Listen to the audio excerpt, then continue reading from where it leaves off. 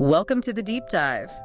Today we're going to talk about something that is, for so many of us, it's intensely personal. Oh, It's often frustrating, and it's absolutely necessary if you want to find real financial freedom. right. We're talking about diagnosing the job that isn't just stagnant, but is, actively holding you back. And this is such a crucial deep dive because the whole narrative around money problems, it always centers on the symptoms. Right. Yeah. Bad budgeting, you don't have enough discipline, you're not saving right. Right. It's always your fault. Exactly. We're cutting through all that noise today and we're going straight to the root cause. The professional environment itself. Yeah. The income ceiling, the toxicity, or just that pure unadulterated stagnation of your current work life. That is the core of it. We're talking about that heavy feeling of being stuck. Yeah. That sense that you're doing everything right. You show up, you're disciplined, you're tracking your spending, and yet every month you just can't seem to get ahead financially. The sources we looked at today make a really strong argument.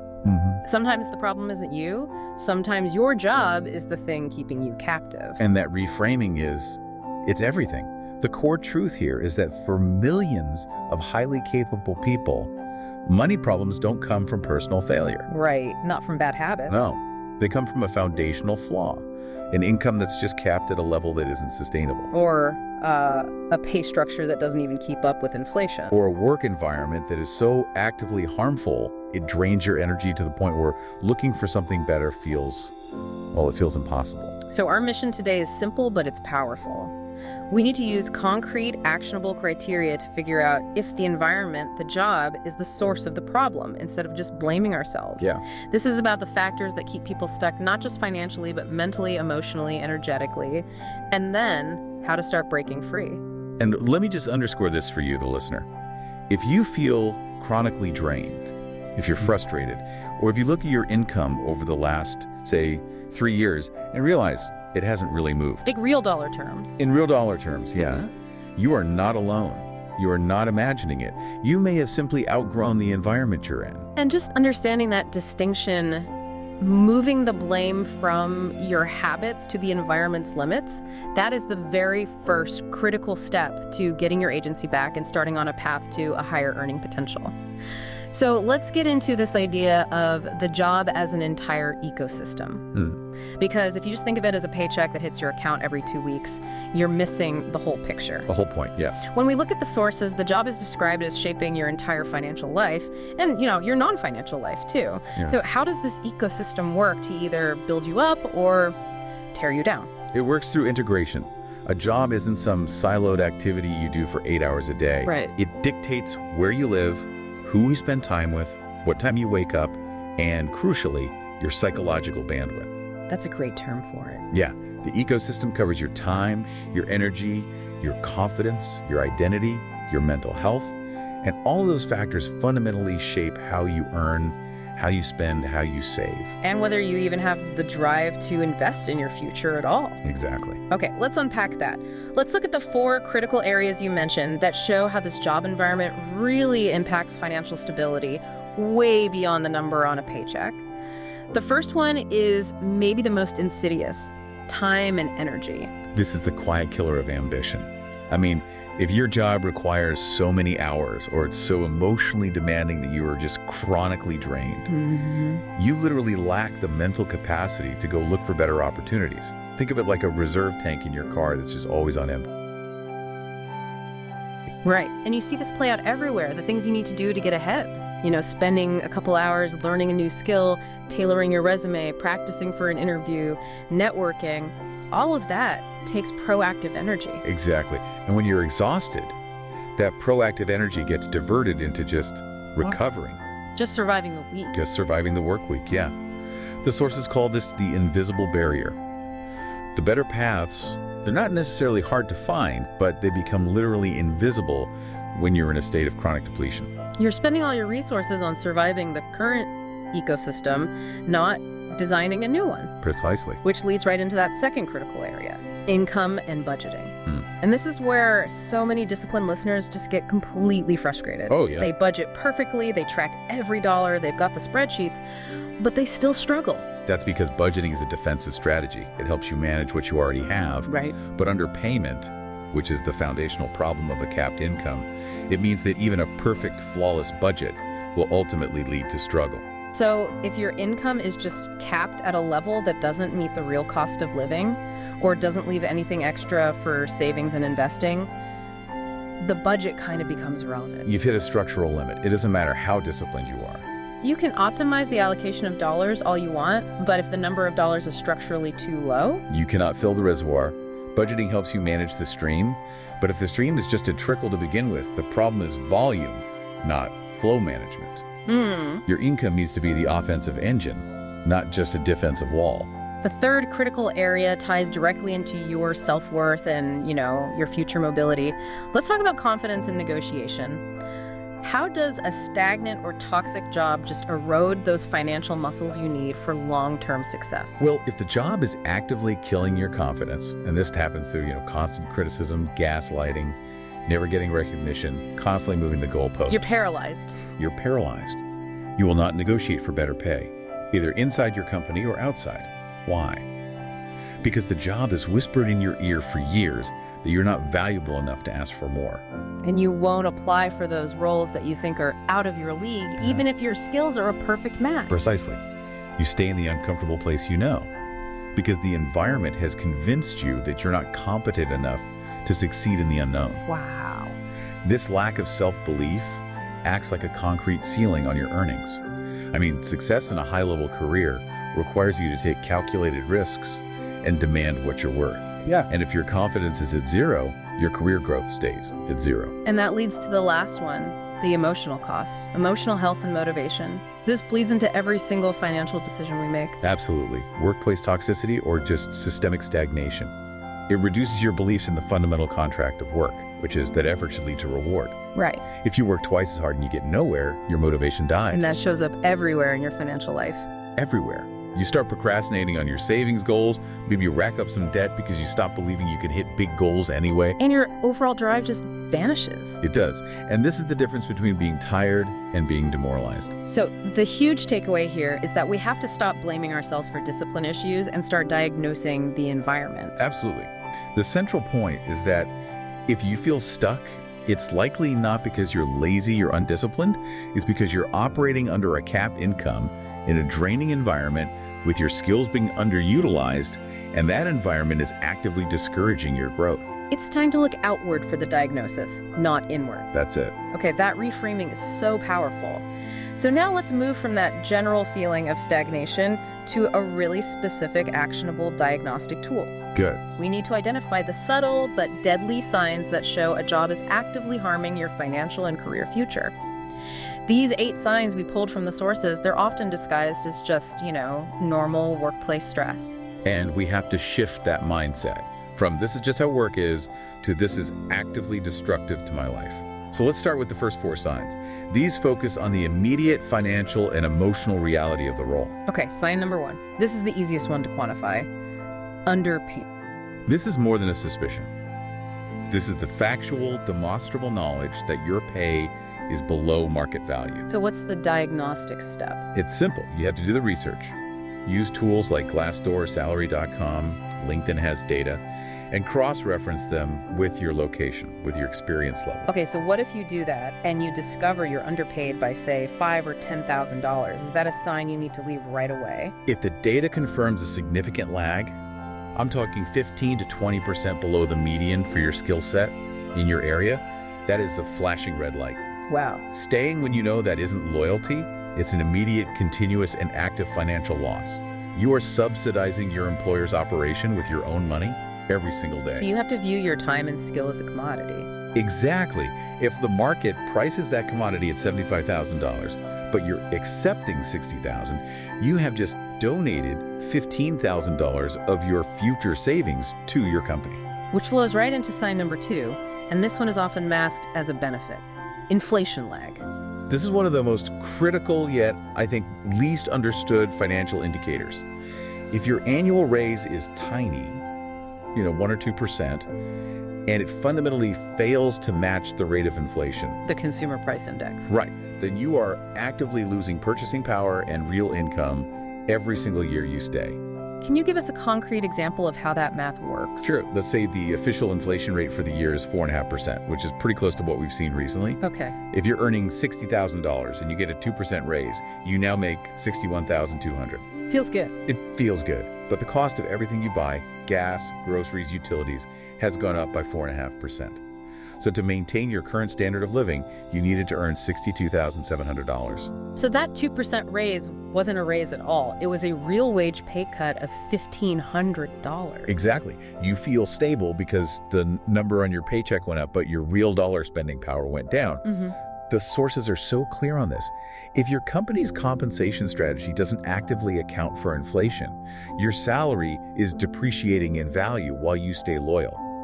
Loyalty in that context becomes financially ruinous. That's powerful. Okay, sign 3 deals with career movement. Yeah. Non-existent or political promotions.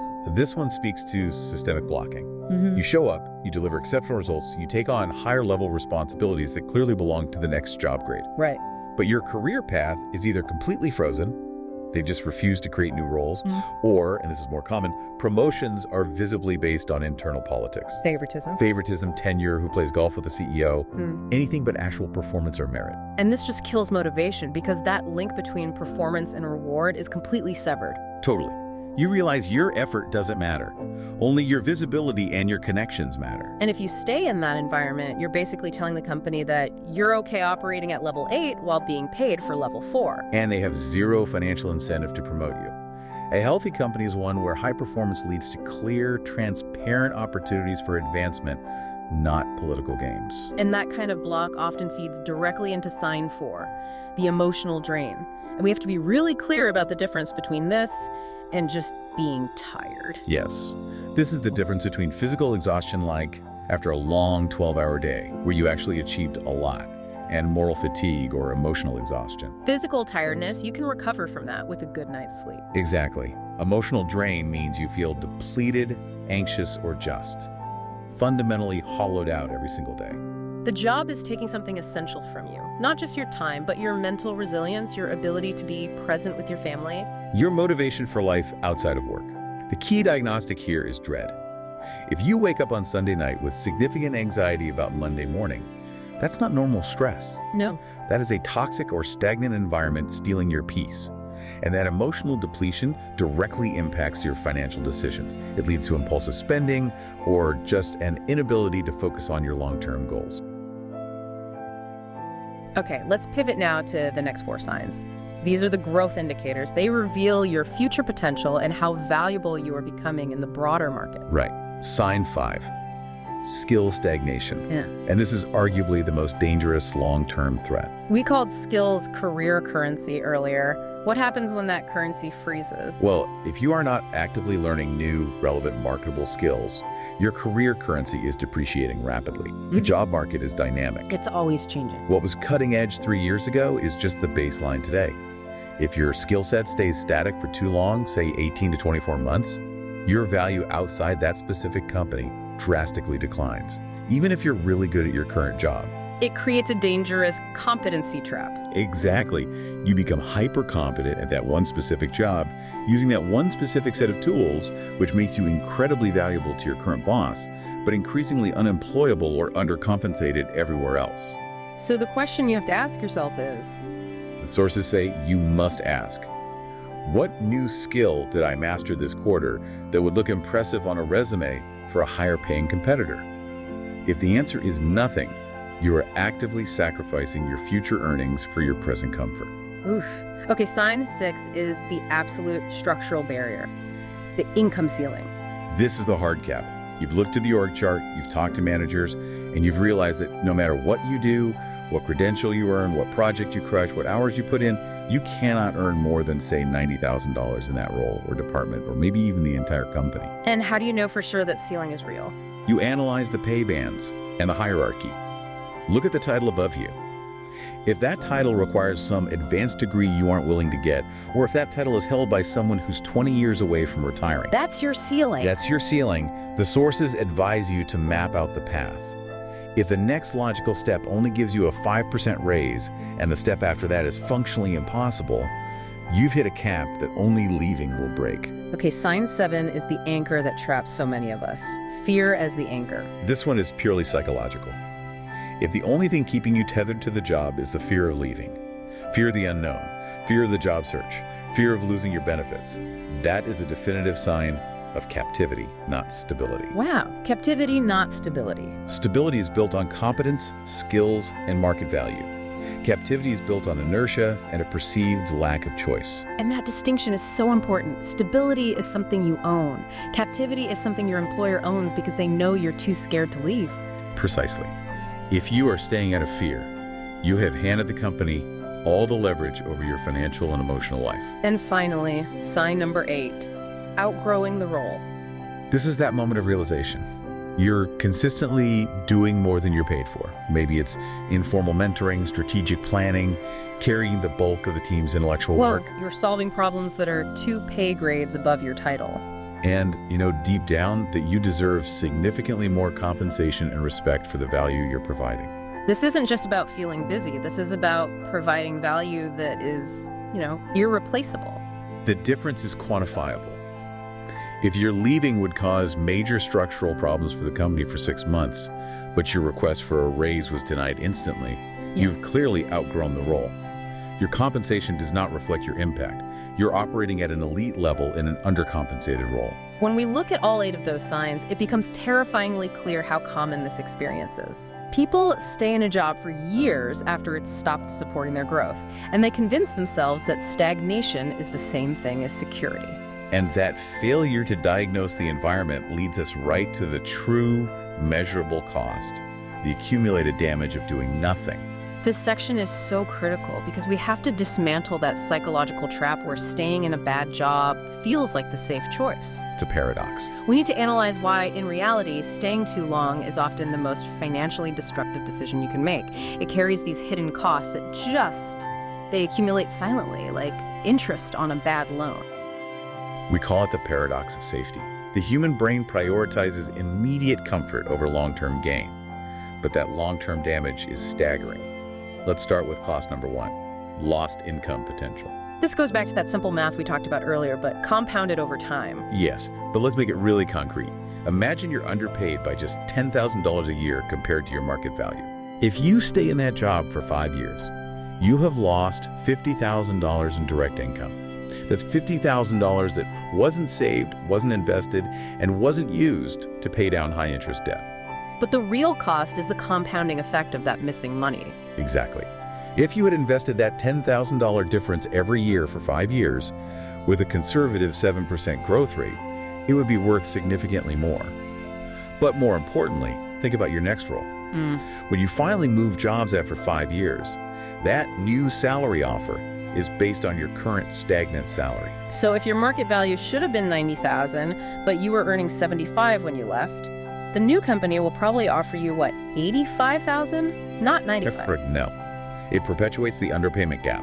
Over a 20-year career, that initial $10,000 shortfall, carried across multiple jobs and compounded, can easily result in a $700,000 to $1 million loss in lifetime wealth. $1 million. That's the real cost of inertia. Wow. Okay, so if skills are currency, cost 2 is the depreciation of that currency. Lost skill development. This is the quiet erosion of your market value. If you're not learning, your career currency is actively depreciating relative to the cutting edge of your industry. The sources suggest a 2-year rule. If you haven't fundamentally updated your technical or strategic skills in 2 years, you are already behind. And this creates a huge barrier for the future. If you decide to leave after 4 years of stagnation, suddenly you have to learn 4 years of new technology just to be competitive for the roles that actually pay what you deserve. It makes your future transitions harder, riskier, and less profitable. The longer you stay stagnant, the higher the psychological and practical barrier to entry becomes for that next better role. You aren't just losing money today, you're losing your employability for tomorrow. That's it. Cost 3 is that invisible tax on your self-belief. Lost confidence. Toxic or stagnant environments are experts at eroding self-belief. And this reduction in confidence, it bleeds into everything else. We mentioned you won't negotiate effectively. Right, but it goes deeper. You start to self-sabotage. You might procrastinate on projects or interviews, basically fulfilling the environment's prophecy that you aren't really capable. Self-belief is not a fluffy concept. It's the fuel for every proactive financial move you make. Cost 4, lost opportunities. When you're mentally drained and your confidence is low, you simply cannot see the better paths that are available to you. Right. The sources talk about this phenomenon of tunnel vision. The energy drain keeps you focused solely on surviving your current job. That means you miss networking events, you ignore recruiters, you dismiss high-value opportunities as too much work or impossible. The job acts like a mental fog, just hiding better options in plain sight. It does. And cost 5, this is the one that causes the most emotional pain, lost time. This is the non-renewable cost. Years pass, you're grinding, you're being loyal, and then you hit a point, maybe it's your 40th birthday, maybe it's 5 years from retirement, and you look back and you have this heartbreaking reflection. What if I'd left sooner? I wasted 5 years here because I was scared. Time spent in stagnation is time you can never, ever get back. And that regret is the most painful cost of all. So the core message here is just crystal clear. The perceived security of staying is actually a financial and psychological illusion. Exactly. While staying feels secure today, it is quietly and measurably destroying your potential for future security and true financial compounding. The price of maintaining comfort in a bad situation is ultimately just too high. So to actually make a move, we first have to understand the inertia. We have to understand the psychological gravity that's driving the decision to stay. And we have to be empathetic here. Yes, this isn't about blaming people. It's about recognizing that fear is human, and it's rooted in this deep inherent need for certainty. Okay, so let's detail the specific reasons why people choose the discomfort they know over the uncertainty of growth.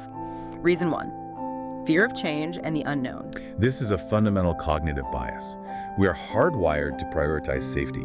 People fear the uncertain future, the possibility of failure, the awful job search, the risk of joining a company that might be even worse, more than they fear the known, predictable discomfort of their current situation. The anxiety of the what if just paralyzes them. But the sources say you have to reframe that fear. Absolutely.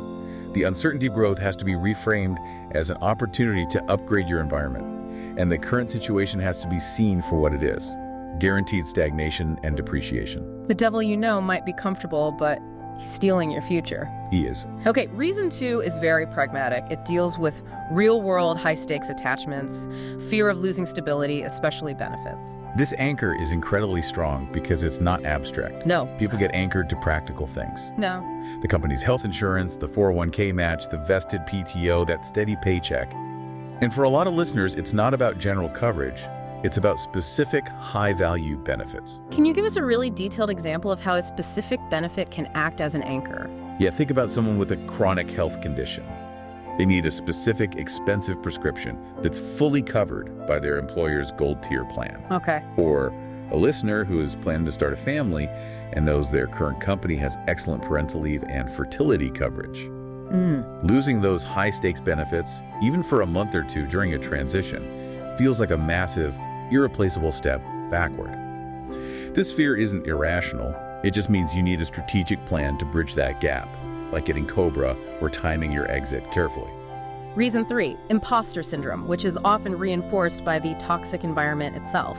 This is that internal dialogue whispering that you're only successful here because the standards are low or you got lucky. And that you're not really qualified for better opportunities outside. Exactly.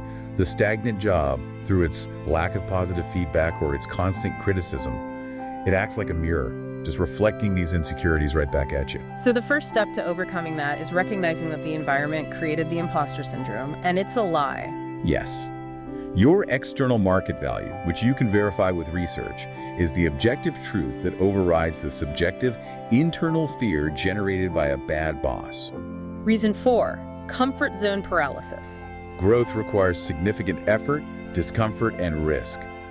When the emotional drain from your current job is high, which it always is, people find it easier to just cope with the existing negativity than to start the exhausting proactive work required to find a new job. It's psychologically easier to endure known misery than to fight for uncertain happiness. It's the path of least resistance when your energy is low. Okay, reason 5, workplace loyalty conditioning, or what we can call misplaced guilt. This is so pervasive, especially in high-stress, lean teams where everyone relies on each other. People stay because of a misplaced sense of loyalty. They worry intensely about disappointing the team, leaving their colleagues shorthanded, or causing some kind of operational crisis. So they're prioritizing their employer's short-term stability over their own long-term financial and mental health. And this is a failure to distinguish between professional courtesy and financial self-advocacy. The sources suggest you ask yourself this question: would the company worry about my financial health if they needed to cut costs? And the answer almost always is no. Exactly. You must prioritize your own financial health because no company is going to do it for you. Reason 6, family pressure. Oh yeah, external pressures. Often from deeply well-meaning family members who lived through totally different economic times. Where stability was everything. Everything. So they encourage you to keep the stable job. Don't rock the boat. They might not understand that today's definition of stable a job with small raises and good benefits is often financially destructive because of inflation and rising costs. And finally, reason 7, the belief in rarity. This is the mindset that good jobs are rare. When you're stuck in a psychologically anchoring environment, this feels profoundly true. Right. It reinforces the idea that if you leave, you might never find something as reliable again, even if your current job is making you miserable. We have to emphasize this. Staying stuck is not a reflection of weakness. It's a reflection of intense human fear. But just recognizing these anchors is the first necessary step in cutting the rope and taking intentional action to work through that paralyzing uncertainty. Okay, let's make the pivot definitive. We've diagnosed the problem, we understand the inertia.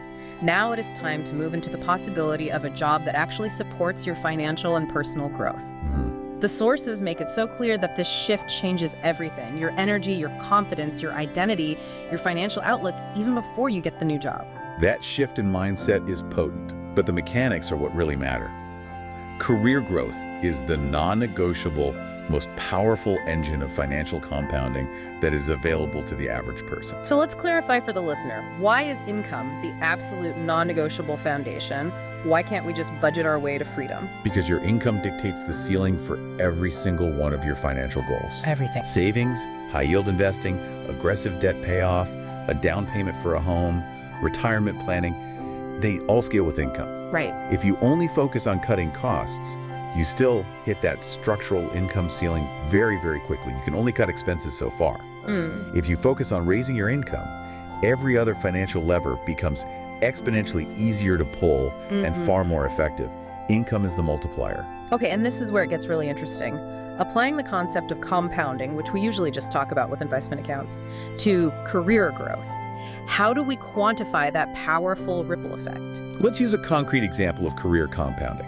Imagine two colleagues, we'll call them Alice and Ben. Both start at $60,000. Okay. Alice stays at her company for 5 years, and she gets the standard 2% inflation-lagging raise every year.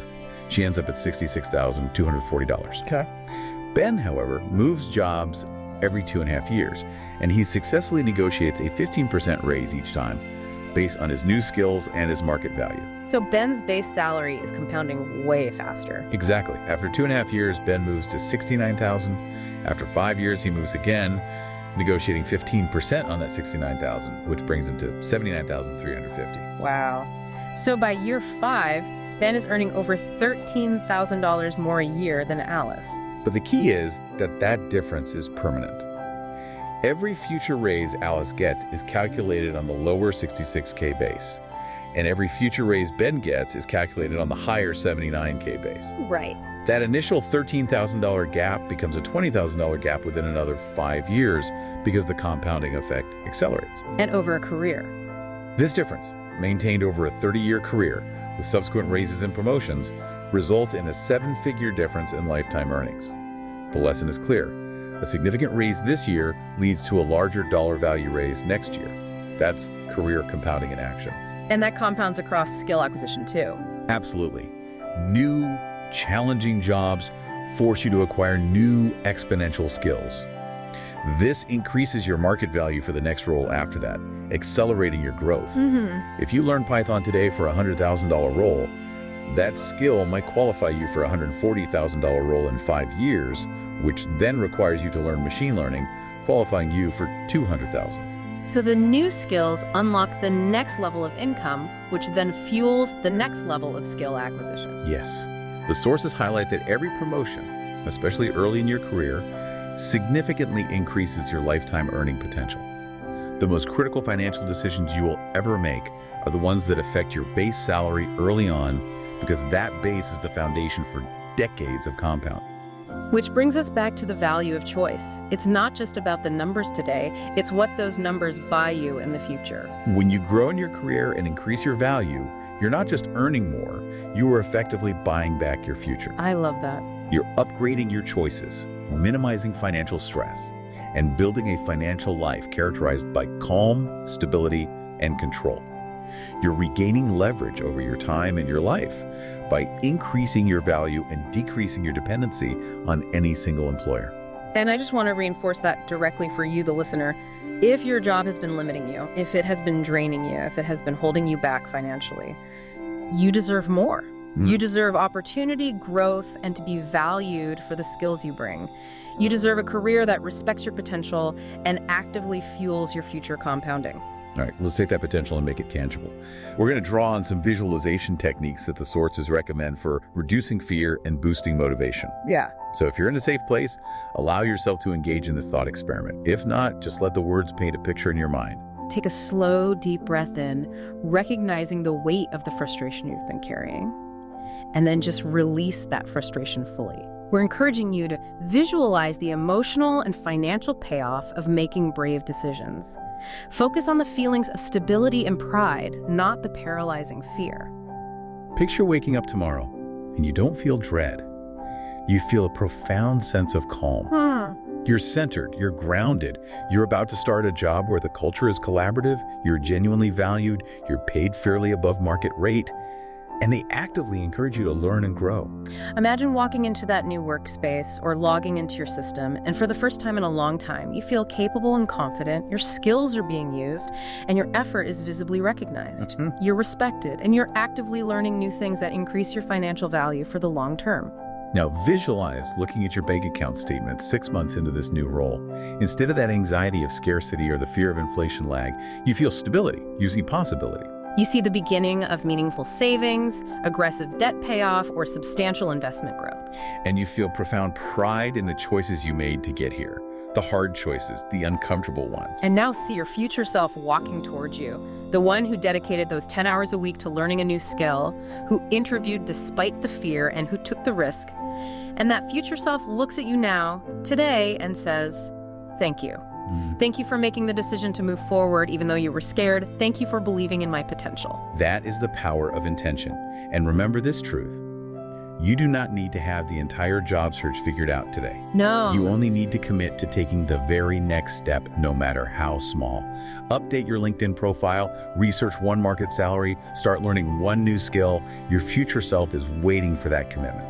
Before we close out, let's distill this entire conversation into 5 concise, unforgettable truths for you to carry forward. Think of them as your marching orders. Okay.